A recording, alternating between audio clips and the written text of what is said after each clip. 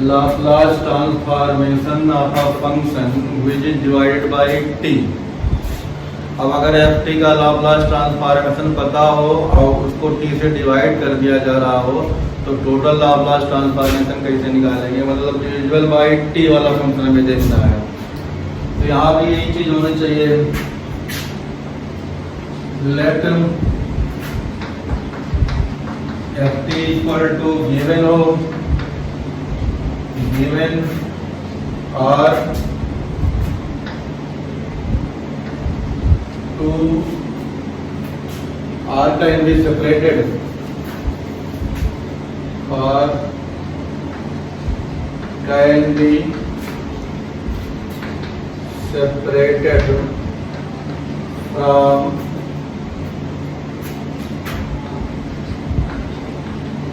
given question 1/t के को अलग करके जो बचा हुआ होता है उसको हम लोग क्या मान लेंगे, एफ टी मान लेंगे और उस एफ टी का जो है लाप्लास ट्रांसफॉर्मेशन निकाल लेंगे f s. Then find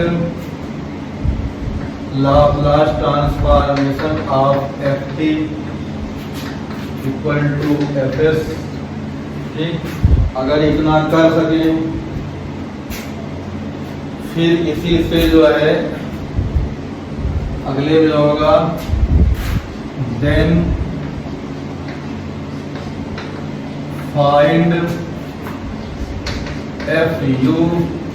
f u कैसे निकालेंगे, जहां जहां एफ था एफ एस में उसके प्लेस पे यू कर देंगे, such that integration F u d you exist, इसका इंटीग्रेशन एग्जिस्ट करे। ये लाइन इंपॉर्टेंट है, अगर इंटीग्रेशन नहीं एग्जिस्ट करेगा तो आगे हम लोग कुछ नहीं कर पाएंगे। अगर एफ एस दिया है, एफ एस स्टैंडर्ड है तो कोई प्रॉब्लम नहीं है, उसका इंटीग्रेशन होगा ही। नहीं है तो ऐसा एफ एस चूज करते हैं जिसका इंटीग्रेशन पॉसिबल हो जाए एफ यू करने पे। ठीक, अब अगर हमारे पास ये चीजें सब हो गई तो Laplace transformation of f t upon t equal to integration s to infinity f u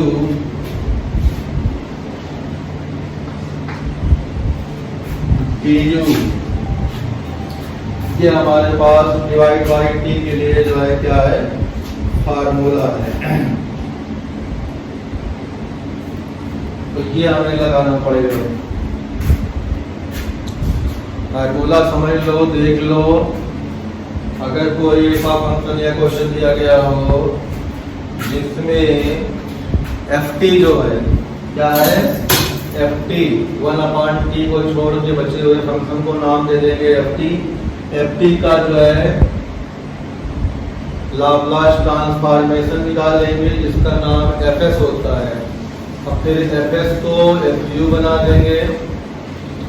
f you का इंटीग्रेशन हम लोग कर सकें, एग्जिस्ट करें, तो हमारे पास जो है Laplace transformation of f t divide by t equal to integration s to infinity f u d u हो जाएगा।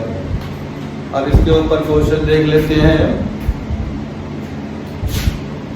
जो क्वेश्चन करेंगे हम लोग,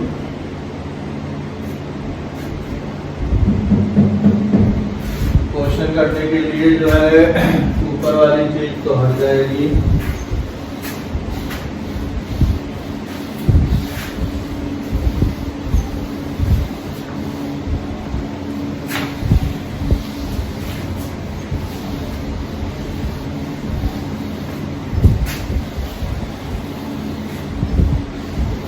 एक क्वेश्चन करें तो थोड़ा सा जो है कॉन्सेप्ट जो है क्लियर होगा।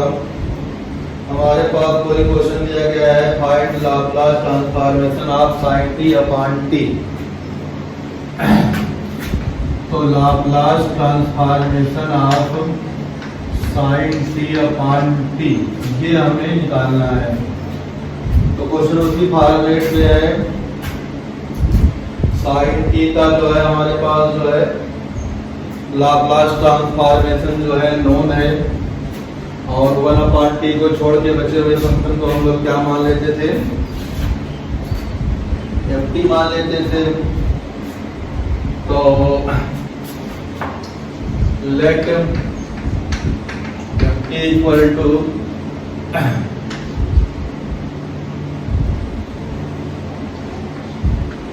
Sign t, therefore Laplace transformation of ft equal to 1 upon f square plus 1, इसे हमने मान लिया fs, that is fu equal to हो जाएगा 1 upon u स्क्वायर प्लस 1।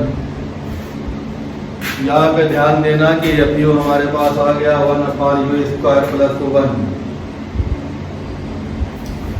अब इस फार्मूले को लगाने के लिए therefore Laplace transformation of sine t upon t equal to integration f to infinity fu du होता है, तो ये वैल्यू fu हो गई। तो हमारे पास integration s to infinity 1 upon u square plus 1 du। तो इंटीग्रेशन के फार्मूले देखेंगे, 1 upon x square plus 1 dx का इंटीग्रेशन tan इनवर्स x होता है। तो इसका हो जाएगा tan इनवर्स u, लिमिट कितनी है इंफिनिटी टू s,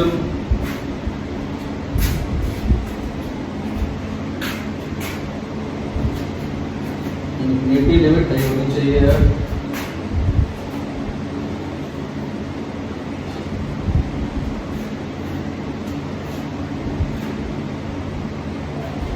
तो हमारे पास जो है ठीक है, तो यहाँ पे आ जाएगा ये।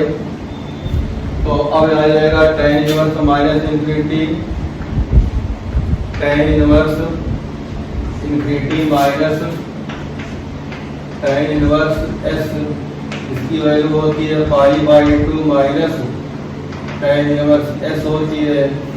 अब ये जो है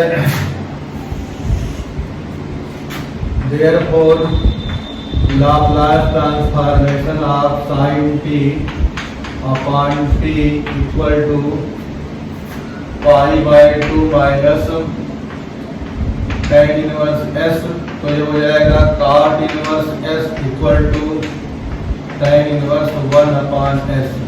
तो ये हमारे पास जो है Laplace transformation of sine t upon t आ जाएगा, इसका ये आंसर है।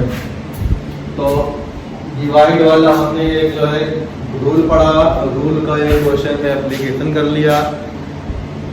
रूल तो बड़ा सिंपल है, बस हमारे पास fs और fu ढूंढना होता है, फिर उसके बाद fs fu को इंटीग्रेट करना होता है u के रिस्पेक्ट में, फिर लिमिट लगानी होती है ऐसे इन्फिनिटी जो आएगा सॉल्व करके, उसमें कोई प्रॉपर्टी कभी लगा देते हैं कभी डायरेक्ट लिख देते हैं, वही हमारे पास क्या हो जाएगा आंसर हो जाएगा। तो ये दो आ गया, पहला आ गया हमारे पास फार्मूला और उसके बाद उसका क्वेश्चन आया। ठीक, फिर आगे देखते हैं दूसरे वीडियो में।